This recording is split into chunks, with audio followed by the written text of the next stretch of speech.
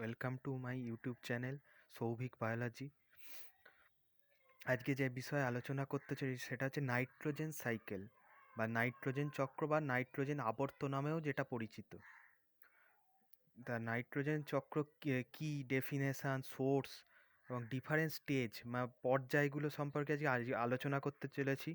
তার আগে ভিডিওটা যদি ভালো লেগে থাকে অতি অবশ্যই চ্যানেল সাবস্ক্রাইব করতে ভুলবে না, একটা লাইক বাটন প্রেস করে দেবে।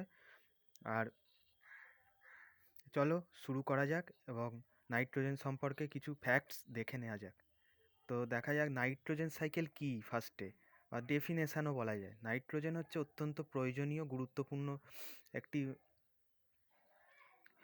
বায়ুমণ্ডলের নাইট্রোজেন উপস্থিতি কত 77.17%, 78% হিসেবেও তা ধরা হয়ে থাকে।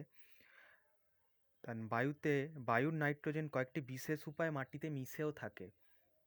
দিয়ে বায়ুতে যে নাইট্রোজেন কন্টেন্ট থাকে তা বিভিন্ন ব্যাকটেরিয়া কি করে বায়ু থেকে শোষণ করে তা মাটিতে মিশিয়ে দেয়, ফলে কি নাইট্রেট মাটিতে নাইট্রেট লবণ শোষণ করে সেটা প্রোটিন তৈরি করে, যার ফলে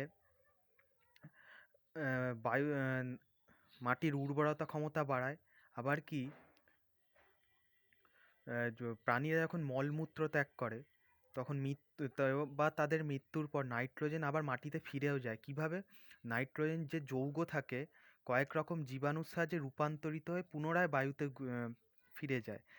বিশেষ করে কয়েক রকম ব্যাকটেরিয়া আছে, বিশেষ করে নীলাভ সবুজ শৈবাল বা ব্লু গ্রিন অ্যালগি যেটা বলা যায়, সেইরাম ধরনের শোষণ করতে পারে না। সেরাম শৈবাল ছাড়া কোনো উদ্ভিদ বা প্রাণী সরাসরি বায়ুর নাইট্রোজেন কিন্তু শোষণ করতে পারে না। তো এখানে স্কিমেট্রিক রিপ্রেজেন্টেশন একটা দেখে নেওয়া যাক নাইট্রোজেন চক্র সম্পর্কে। নাইট্রোজেন চক্র কি বলছে এখানে, যে প্রোটিন তো বায়ু থেকে শোষণ করছে। এই যে এখানে একটা প্রাণীর ছবি দেখতে পাচ্ছি, প্রোটিন, সেটা কি হচ্ছে তারা রেচন বলছে, মানে কি তাদের মলমূত্র মাটিতে পড়ছে, সেবার কি আবার মাটিতে মিশছে, ইউরিয়া ওটা হিসেবে অ্যামোনিয়া থেকে নাইট্রাইট উৎপাদন হচ্ছে NO2। সেটা পচনশীল বিভিন্ন জীবাণু আছে যে বা নাইট্রিফাইং যে ব্যাকটেরিয়া, তার মাধ্যমে নাইট্রেট উৎপাদন করছে, যা মাটির উর্বরতা শক্তিকে বাড়াচ্ছে। এবার কি সেটা আবার পুনরায় বায়ুতে ফিরিয়েও দিচ্ছে, ফলে একটা প্রাকৃতিক ভারসাম্য বজায় থাকছে। মানে বায়ুর নাইট্রোজেনের লেভেলও এবং মাটির নাইট্রোজেন লেভেল মধ্যে একটা পারস্পরিক সম্পর্ক আছে, সেটাও বোঝা যাচ্ছে। তারপর দেখে নেয় সংজ্ঞা বলতে কি বলতে পারি, যে পদ্ধতিতে বায়ুর নাইট্রোজেন মাটির নাইট্রোজেন বায়ুতে আবর্তিত হয় এবং পরিবেশে নাইট্রোজেনের সমতা বজায় রাখে, যেটা বললাম নাইট্রেট রূপে ভেঙে কিছু বায়ুতে ফিরে যাচ্ছে আর কিছু মাটিতে মিশে যাচ্ছে। এবার নাইট্রোজেনের উৎস কি বলছে, পরিবেশে অর্থাৎ প্রকৃতিতে নাইট্রোজেনের উৎস হলো নাইট্রোজেন ও মাটির নাইট্রেট যৌগ।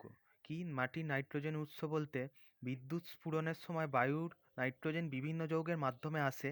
মাটিতে বসবাসকারী কয়েক রকম নাইট্রোজেন ফিক্সিং ব্যাকটেরিয়া আছে, যা নীলাভ ও সবুজ শৈবাল, সেটা কি ব্লু গ্রিন অ্যালগি, সেইগুলো সরাসরি শোষণ করে মাটিতে মিশে যায়, নাইট্রোজেনকে সরাসরি শোষণ করে দিয়ে মাটিতে মিশিয়ে দেয়। তারপর কি বলছে, প্রাণীদের মলমূত্র, মৃত উদ্ভিদ ও প্রাণীর দেহ মাটিতে মিশে মাটির নাইট্রোজেন পরিমাণ বাড়ায়। ডি, মাটিতে নাইট্রোজেন ঘটিত জৈব সার প্রয়োগ করার ফলে মাটির নাইট্রোজেনের পরিমাণ বৃদ্ধি পায়। এটা হচ্ছে 1 নম্বর পয়েন্ট। 2 নম্বর পয়েন্ট কি বলছে, বায়ুর নাইট্রোজেনের উৎস কি। বায়ুর নাইট্রোজেনের মূল উৎস বলা যেতে পারে মাটির নাইট্রেট যৌগ। মাটির নাইট্রেট যৌগ কয়েক রকম নাইট্রোজেন মোচনকারী অর্থাৎ ডিনাইট্রিফাইং ব্যাকটেরিয়া দ্বারা বিশ্লিষ্ট হচ্ছে, মানে সেটাকে ভেঙে দিচ্ছে, মানে জটিল যৌগ কি সরল যৌগ রূপে ভেঙে দিচ্ছে, ভেঙে কি করছে নাইট্রোজেনে রূপান্তরিত করে। ওই মুক্ত নাইট্রোজেন বায়ুমণ্ডলের নাইট্রোজেনের ভান্ডার গড়ে তোলে। এবার পরের যে দিয়েছে এখানে, different stages of nitrogen cycle, nitrogen চক্রের বিভিন্ন পর্যায়। কি কি পর্যায়? 4টি পর্যায়। বায়ুর নাইট্রোজেন মাটিতে মেশা বা নাইট্রোজেন স্থিতিকরণ। তার বি বলছে মাটির নাইট্রোজেনের জীবদেহে প্রবেশ। সি, জীবদেহে থেকে নাইট্রোজেনের মাটিতে পুনর্প্রবেশ। ডি, মাটির নাইট্রোজেন বায়ুতে ফিরে যাওয়া বা নাইট্রোজেনের মোচন। তা ফার্স্টে দেখা যায় কি বলছে, নাইট্রোজেন স্থিতিকরণ। এখানে বলছে বিদ্যুৎ স্ফুরণ ও বৃষ্টিপাতের ফল, এটা হচ্ছে ফার্স্ট পয়েন্ট। আকাশে যখন বিদ্যুৎ স্ফুরণ বা বজ্রপাতের সময় নাইট্রোজেন অক্সিজেনের সঙ্গে যুক্ত হয়, এ নাইট্রিক অক্সাইড উৎপন্ন করে, N2+O2 NO2 বা 2NO। এই নাইট্রিক অক্সাইড পুনরায় অক্সিজেনের দ্বারা জারিত হচ্ছে অক্সিডেশন প্রক্রিয়ায়। কি হচ্ছে, নাইট্রোজেন ডাই অক্সাইড 2NO2 তে রূপান্তরিত হয়। এই নাইট্রোজেন ডাই অক্সাইড বৃষ্টির জলের সঙ্গে নাইট্রাস ও নাইট্রিক অ্যাসিডে পরিণত হয়ে মাটিতে মিশছে। সিম্পল একদম। ওই দুই রকম অ্যাসিড মাটিতে থাকা বিভিন্ন রকম খনিজ লবণের সঙ্গে মিশে নাইট্রেট যৌগে পরিণত হয়, যেটা বললাম। পরের পয়েন্ট কি বলছে, স্বাধীন নাইট্রোজেন স্থিতিকারী জীবাণুর দ্বারা, এটা হচ্ছে সেকেন্ড পয়েন্ট। সেকেন্ড পয়েন্টে কি বলছে, স্বাধীনজীবী জীবাণুর দ্বারা যে হচ্ছে এই প্রক্রিয়াটা, মাটিতে বসবাসকারী কয়েক রকম নাইট্রোজেন ফিক্সিং ব্যাকটেরিয়া আছে, যেমন ক্লস্ট্রিডিয়াম, অ্যাজোটোব্যাক্টর, নীলাভ সবুজ শৈবাল যেমন অ্যানাবিনা, নস্টক। এরা কি করছে, বায়ু থেকে সরাসরি নাইট্রোজেন শোষণ করে নাইট্রোজেন যৌগ গঠন করছে কিসে, নিজেদের দেহের মধ্যে। ওই সব ব্যাকটেরিয়া বা শৈবাল যখন মারা যাচ্ছে বা মৃত্যুর পর নাইট্রোজেন যৌগগুলিতে মাটিতে মুক্ত হচ্ছে। এর ফলে কি হচ্ছে, ওই উপায় বছরে একর প্রতি 10 থেকে 20 কেজি নাইট্রোজেন মাটিতে সঞ্চিত হয়। মানে মানে মাটিতে নাইট্রোজেনের লেভেল এতই বাড়িয়ে দেয়, খুবই উর্বর হয়ে যায় জমির উর্বরতা শক্তিকেও বাড়াতে সাহায্য করে, এটা একটা ফ্যাক্টস। মৃতজীবী মিথজীবী জীবাণুর দ্বারা, এটা বি পয়েন্টে কি বলছে, ছোলা, মটর, মসুর, সিম, ধনচে প্রভৃতি গোত্রীয় লেগুমিনাস ফ্যামিলি উদ্ভিদের কি বলছে, মূলের গুটি বা অর্বুদের যে অর্বুদ থাকে তাতে রাইজোবিয়াম নামক এক মিথজীবী ব্যাকটেরিয়া বসবাস করে।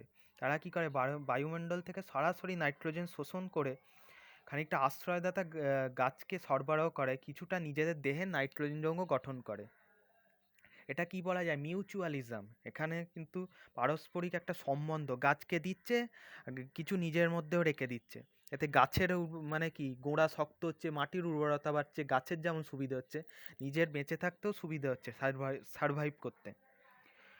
তারপর কি বলছে, আশ্রয়দাতা গাছগুলির মৃত্যুর পর দেহস্থ নাইট্রোজেন যৌগ এবার মাটিতে মিশে যাচ্ছে। এই উপায়ে বছরে হেক্টর প্রতি 45 থেকে 110 কেজি নাইট্রোজেন মাটিতে সঞ্চিত হয়।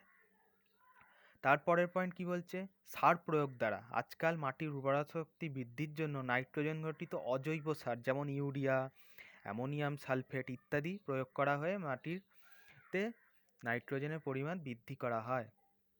পয়েন্ট বি কি বলছে, মাটির নাইট্রোজেন জীবদেহে প্রবেশ করছে কিভাবে। উদ্ভিদরা মাটি থেকে নাইট্রেট লবণ শোষণ করে নিজেদের দেহে নাইট্রোজেনের চাহিদা মেটাচ্ছে। প্রাণীরা উদ্ভিদকে খাদ্য হিসেবে গ্রহণ করে নিজ দেহে নাইট্রোজেনের চাহিদা মেটায়। এইভাবে মাটির নাইট্রোজেন জীবদেহে প্রবেশ করছে। তারপর কি পরের পয়েন্ট বলছে, জীবদেহে নাইট্রোজেনের মাটিতে পুনঃপ্রবেশ। প্রাণীদের রেচন ও মৃত উদ্ভিদ বা প্রাণীদের যে অংশ তা কি হচ্ছে, নাইট্রোজেন যৌগগুলো বিয়োজিত করছে। বিয়োজিত হয়ে কি হচ্ছে, প্রথমে অ্যামোনিয়া, তারপর নাইট্রাইট, সর্বশেষে নাইট্রেট যৌগ গঠন করছে। যে প্রক্রিয়ায় নাইট্রেট যৌগ অ্যামোনিয়ায় রূপান্তরিত, তাই অ্যামিনিফিকেশন বলা হয়। ব্যাসিলাস মাইকয়েডিস নামক ব্যাকটেরিয়া এই পদ্ধতিতে সাহায্য করে। এখানে দেখতেই পাচ্ছ, ব্যাসিলাস মাইকয়েডিস কি বলছে, নাইট্রোজেন যৌগ থেকে অ্যামোনিয়া করছে। নাইট্রোব্যাক্টর থেকে নাইট্রোসোমোনাস নাইট্রোজেন অ্যামোনিয়া হচ্ছে, অ্যামোনিয়া থেকে নাইট্রেট হচ্ছে। তাই নাইট্রোজেন মোচন বা ডিনাইট্রিফিকেশন কি দেখে নেওয়া যাক। এই প্রক্রিয়ায় মাটির নাইট্রেট যৌগ সিউডোমোনাস, থিওব্যাসিলাস প্রভৃতি ডিনাইট্রিফাইং ব্যাকটেরিয়া দ্বারা বিয়োজিত হয়ে পুনরায় নাইট্রোজেনে পরিণত হচ্ছে এবং বায়ুমণ্ডলে ফিরে যাচ্ছে। যে প্রক্রিয়ায় নাইট্রাইট বা নাইট্রেট নাইট্রোজেন রূপে মুক্ত হচ্ছে তাকে ডিনাইট্রিফিকেশন বলছে। যেমন এখানে দিয়েছে নাইট্রেট, ডিনাইট্রিফিকেশনের একটা ছোট সহজ করে দেয়া আছে যাতে বুঝতে সুবিধা হয়। কি বলছে, নাইট্রাইট থেকে অ্যামোনিয়া হচ্ছে, অ্যামোনিয়া থেকে নাইট্রোজেন হচ্ছে হলো। এবার অ্যামোনিফিকেশান এবার সহজে একটা ছোট চার্টের মধ্যেই দেওয়া আছে। অ্যামোনিফিকেশান কি, নাইট্রোজেন ঘটিত যৌগ থেকে অ্যামোনিয়ার সৃষ্টি। নাইট্রিফিকেশান, অ্যামোনিয়া থেকে নাইট্রেট উৎপাদন। ডিনাইট্রিফিকেশান, নাইট্রেট থেকে নাইট্রোজেন উৎপাদন। নাইট্রোজেন স্থিতিকারী স্বাধীন ব্যাকটেরিয়া অ্যাজোটোব্যাক্টার, ক্লস্ট্রিডিয়াম। নাইট্রোজেন স্থিতিকারী মিথজীবী ব্যাকটেরিয়া রাইজোবিয়াম, নাইট্রোজেন স্থিতিকারী শৈবাল নীলাভ সবুজ শৈবাল, এটাকে ব্লু গ্রিন অ্যালগি বলা হয়। নস্টোক্যানাবিনা তার মধ্যে পড়ছে। নাইট্রিফাইং ব্যাকটেরিয়া কি? নাইট্রোব্যাক্টার বা নাইট্রোসোমোনাস। অ্যামোনিফাইং ব্যাকটেরিয়া কি? Bacillus mycoides. ডিনাইট্রিফাইং ব্যাকটেরিয়া কি? Pseudomonas Thiobacillus. এখানে আরও তিনটে জিনিস দেখে নেওয়া যায়। অ্যামোনিফিকেশনের উদাহরণ হিসেবে বলতে পারি ব্যাসিলাস র্যামোসাস। নাইট্রিফিকেশনের উদাহরণ রূপে বলা যায় নাইট্রোসোমোনাস। ডিনাইট্রিফিকেশনের উদাহরণ হিসেবে বলা যায় সিউডোমোনাস। তারপর দেখে নেওয়া যায় নাইট্রোজেন চক্রের তাৎপর্য কী বলছে। তাৎপর্য বলতে নাইট্রোজেন চক্রের মাধ্যমে প্রকৃতিতে নাইট্রোজেনের ভারসাম্য বজায় থাকে, বারবার যেটা বললাম ভিডিওতে।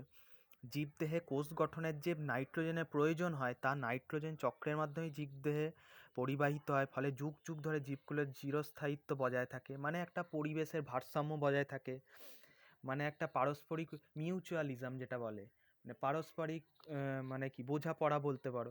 গাছকে তুমি নাইট্রোজেনের সাপ্লাই দিচ্ছ, তার পরিবর্তে গাছ তোমাকে আশ্রয় দিচ্ছে ব্যাকটেরিয়াদের ক্ষেত্রে, সেটা বোঝা যাচ্ছে। তাই আজকে এই পর্যন্তই থাক। নাইট্রোজেন সাইকেল আমি শেষ করলাম। এর পরের ভিডিও সালফার চক্র নিয়ে আলোচনা করব। তো ভিডিওটা যদি ভালো লেগে থাকে অবশ্যই অবশ্যই চ্যানেল সাবস্ক্রাইব করতে ভুলবে না, আর লাইক বাটন প্রেস করে দিলে আরও এরকম নতুন নতুন ভিডিও আনতে সুবিধে হবে, কারণ ইউটিউব আরও প্রোভাইড করবে এরম ধরনের ভিডিও। আরও শেয়ার হলে আমার সুবিধে, আমার নিজেরও সুবিধে, আরও বেশি ভিডিও আনতে পারবো।